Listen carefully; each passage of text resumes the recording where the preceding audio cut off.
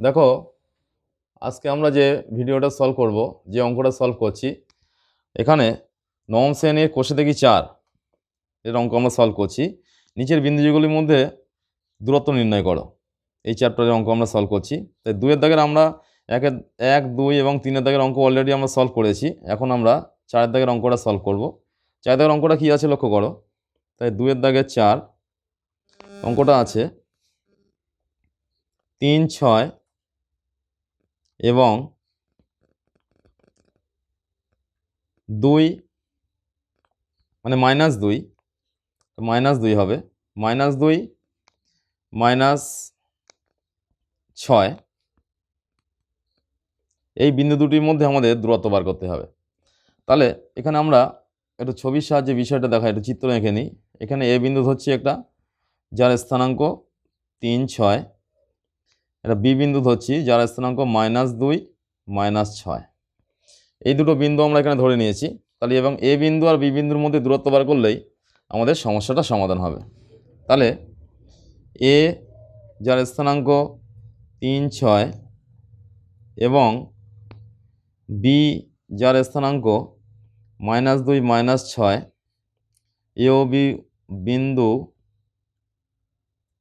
দ্বয়ের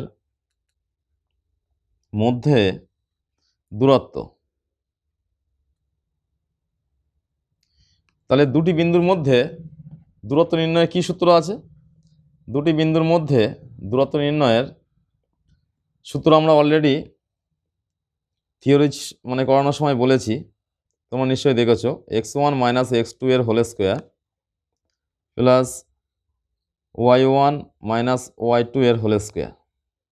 তাহলে এখানে আমরা এই বিন্দুটাকে x1 y1 ধরে নিচ্ছি, এই বিন্দুটাকে x2 y2 ধরছি। তাহলে এখানে আমরা যদি মানটা বসিয়ে দিই তাহলে কত হবে? দেখো, মানটা বসাচ্ছি। x1 এর মানটা আছে, এখানে x1 এর মান আছে 3, x1 - x2, x2 মানে কত?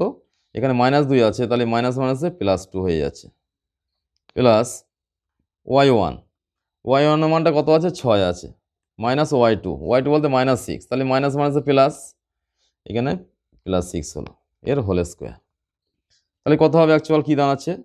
√3 আর 2 5, 5-এর স্কোয়ার প্লাস 6 আর 6 12, 12-এর স্কোয়ার।